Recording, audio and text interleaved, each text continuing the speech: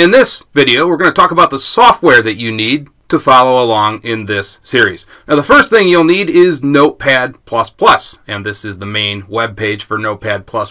I will provide this link in the description of this video, and all you have to do is hit this download link right here, and then it will take you to another page, and then you just download the current version. It's a very simple install. It should only take you a few seconds. There's really not a lot to installing Notepad++.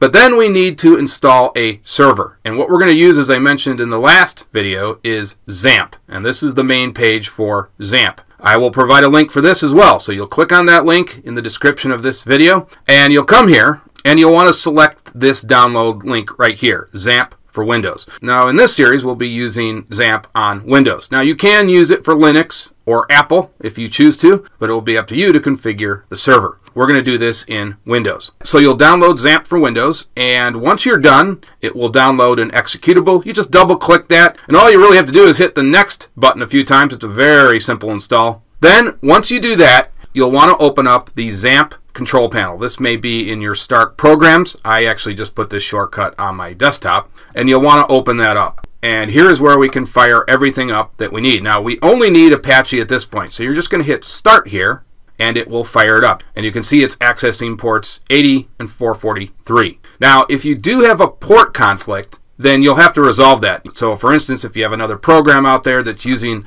a port that Apache needs, you'll have to stop that service. But you'll see down here, you'll get a message, and it will tell you that it's running, and it will be green, highlighted in green, to tell you that it's running. If it has a problem, it will give you all these nice little error messages.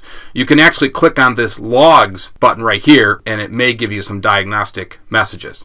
Now, next to what you want to do is hit this Explorer button right here, and this will take you to the default directory where XAMPP was installed. And the folder that we're going to be operating out of is htdocs. And so we're going to put all of our documents in here. Our PHP file actually will go in here. We'll do that in the next lecture. I just wanted to show you this. So that's where we're going to save it. And so this will actually be served out, and we'll actually be able to access it through a browser and execute our PHP code. And we'll actually get to that in the next video. So that's it. Go ahead and get those two applications installed and ready to go, and I'll see you in the next video where we will code up our very first PHP script.